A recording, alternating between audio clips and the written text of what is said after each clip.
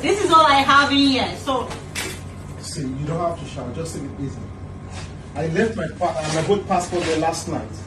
The red passport and the green passport. This is the green passport, but the red passport and my gold, also my diamond.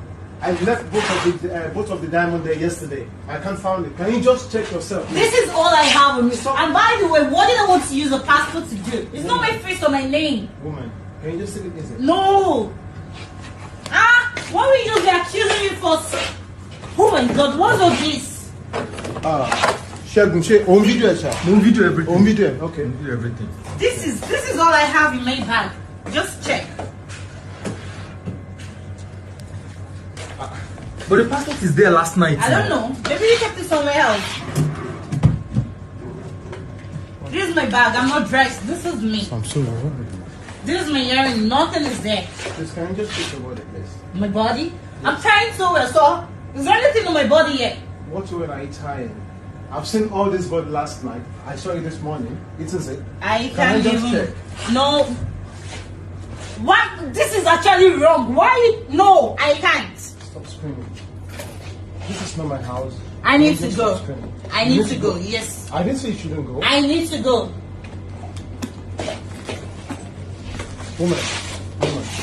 Woman.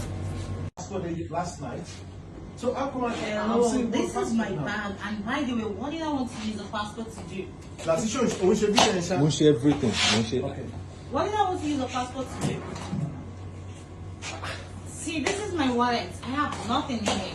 This is it. So why are you accusing me wrongly? Can I check it back, please? Yeah, sure.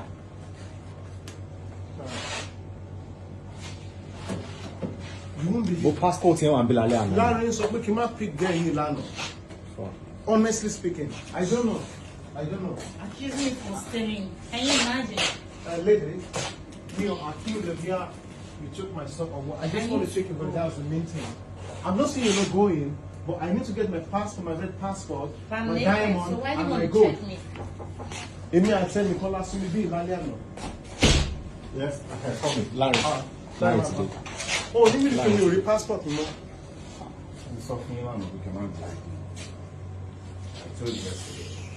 Ẹ̀gbọ́n tún ṣe ń ṣe kinní pẹ̀lú ẹ̀wọ̀n ọ̀rọ̀ fáńdùlẹ̀ wọn ṣe ní kùn. Passport yẹn wà ń Bilal àná. I need to go. Can I check your body? No. What do you mean no? What do you mean no? Well, I need to get my passport before you leave. This is my bag. There is no passport in here. Hello. What do you got to look about to be? What to more you by sharing? Can I check your body, please? Woman, can you sit and let me check your body? Can I check your body? Ẹ̀gbọ́n ẹ má rọ̀ fáńdùlẹ̀. No. Me refund, but I just need to check. Do you have my passport? No. Yes or no? No. What about my diamond? No. Sure, pele 40k ló náà máa gbà mọ́ fún 50k. 50k ni mo transfer Ṣé fún. mo ṣeré fún ẹ dáadáa ni? O tún mo tún ṣe gbogbo yẹn tán. O tún wá sọ fún mi pé mo jẹ ní ìkọ. But me ò rí passport mi now. It's not with me. I don't know. I have two passports. Then you check everywhere else. See babe, ṣé wọ́n lè check ara ẹ̀? Hey, come on, check my body. This.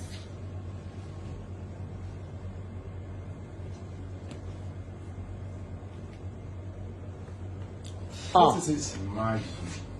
Sure, pé kí n gbágẹ̀ ilé tí ni. Can you What is imagine? this? What is this? I'm very sorry. Where's my gold and my diamond? Where's my gold and my diamond? Fuck up ní ẹ bó ṣe wà ẹ́.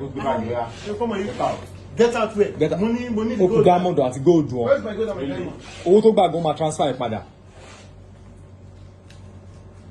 Let me just. But stop doing my video now. I'll slap you. I'll drop the passport. Stop. Video to Shima post. Video to our post. So she transfer me from father. What is this? Can you imagine? What is this? Can you imagine? What is this? Okay. How about Where's the my gold? gold?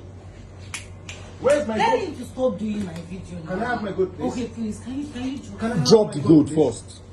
Ha Can you imagine? Oh, fuck up, man.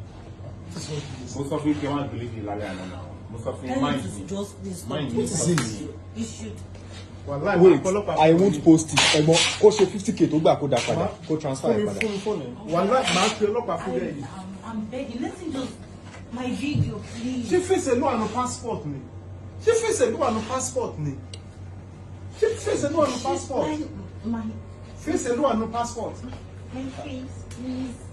Ẹ̀gbọ́n, ẹ kó transfer wá sí òyìnbó 50k and just transfer it. She just